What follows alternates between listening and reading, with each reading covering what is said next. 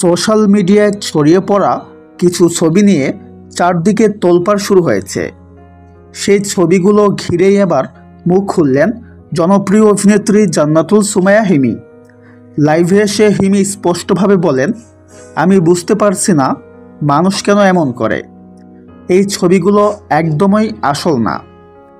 কেউ ইচ্ছে করে এগুলো এডিট করেছে আমাকে ছোট করার জন্য। তিনি আরও বলেন, আমার পরিবার, আমার ভক্তরা সবাই কষ্ট পাচ্ছে এসব ভুয়া ছবির কারণে। আমি সবার কাছে অনুরোধ করব, এমন মিথ্যা কিছু দেখলে বিশ্বাস করবেন না। এই ঘটনার পর থেকেই তার সমর্থনে এগিয়ে আসছেন ভক্তরা। অনেকে বলছেন, একজন শিল্পীর সম্মান নিয়ে এমন খেলা কখনোই মেনে নেওয়া যায় না। আপনি যদি এমন সত্যভিত্তিক খবর সবার আগে জানতে চান, তাহলে এখনই আমাদের চ্যানেলটি সাবস্ক্রাইব করে রাখুন। শেষের দিকে হিমি আরও বলেন, আমি চাই সবাই জানুক সত্যটা।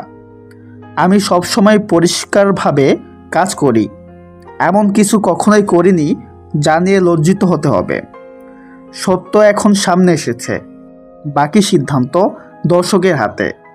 ধন্যবাদ সবাইকে।